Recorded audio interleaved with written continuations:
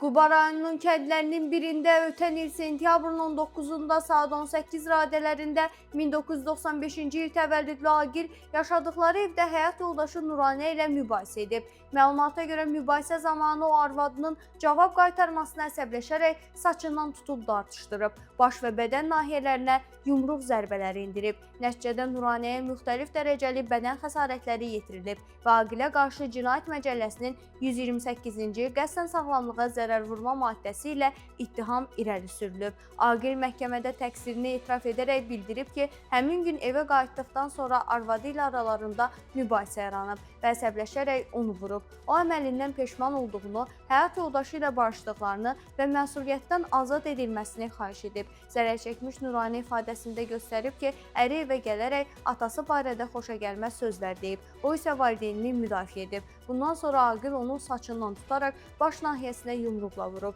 O isə qaçaraq otağa girib. Nuranə məhkəməyə ərizə təqdim edərək əri ilə barışdığını və şikayətçi olmadığını bildirib. Quba rayon məhkəməsinin hökmü ilə Cinayət Məcəlləsinin 73.2-ci maddəsi tətbiq olunaraq Agil cinayət məsuliyyətindən azad edilib. 500 icraata xitam verilir.